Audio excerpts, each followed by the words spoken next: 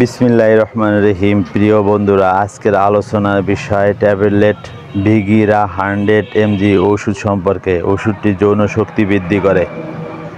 আর tablet ভিগিরা 100 এর genetic নাম sildenafil 100 mg। তো বিভিন্ন কোম্পানি বিভিন্ন নামে বাজারজাত করে থাকেন। খুবই ভালো মানের ওষুধ। যাদের যৌন দুর্বলতা আছে তারা সেবন করলে সন্তুষ্টজনক ফল পাবেন। আর ওষুধটি খাওয়ার কিছু নিয়ম আছে। নিয়ম মতন খেলে অধিক পরিমাণে উপকার পাবেন। আর ওষুধটি প্রস্তুতকারক কোম্পানি ইউরো ফার্মা লিমিটেড। আজ আমি এই ওষুধের কার্যকারিতা, সেবনবিধি, পার্শ্ব প্রতিক্রিয়া ও সতর্কতা সম্পর্কে বিস্তারিত আলোচনা করব। কার্যকারিতা মানে এই ওষুধের কাজ কি, কোন কোন রোগে কাজ করে, সাধারণত এগুলি বোঝায়।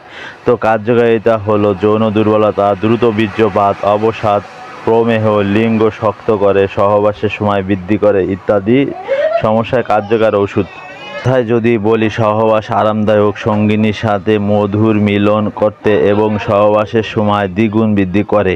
প্রিয় বন্ধুরা, ভিডিও সম্পূর্ণ দেখুন। ভালো লাগলে লাইক, সাবস্ক্রাইব ও ফলো করতে ভুলবেন না। ওষুধ সম্পর্কে কোনো কিছু জানতে কমেন্ট করুন। সেবনবিধি মানে এই ওষুধ কীভাবে খেতে হবে, কোন বয়সে কতটুকু খেতে হবে এটাই বোঝায়। তো সেবনবিধি হলো প্রাপ্তবয়স্ক সহবাসের 1 থেকে 2 ঘন্টা আগে একটি ট্যাবলেট সেবন করতে হবে। সাথে দুধ বা মধু খেলে বেশি ভালো ফল পাওয়া যায়।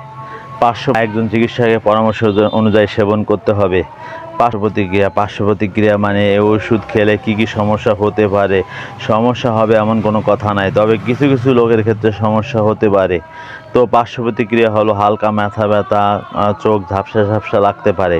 এই সমস্যা দেখা দিলে সঙ্গে সঙ্গে একটা মাথা ব্যথার ওষুধ ও সাথে একটা গ্যাসের ওষুধ খাবেন, সমস্যা সমাধান হয়ে যাবে। সতর্কতা মানে এই ওষুধ কারা কারা খেতে পারবে না, খেতে চাইলে সতর্কতা অবলম্বন করতে হবে।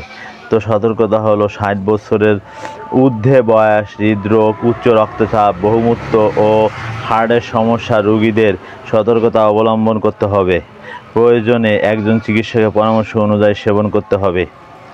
ওষুধটি ক্রয় করার আগে অবশ্যই ওষুধের গায়ে ডেট দেখে ক্রয় করবেন। অপ্রাপ্তবয়স্কদের জন্য প্রযোজ্য নয়। শিশুদের নাগালের বাইরে রাখুন। ক্ষমতা, দয়াময় ও সম্মানের অধিকারী তোমার প্রতিপালকের নাম বড়ই কল্যাণময়। সূরা আর রহমান, আয়াত 78।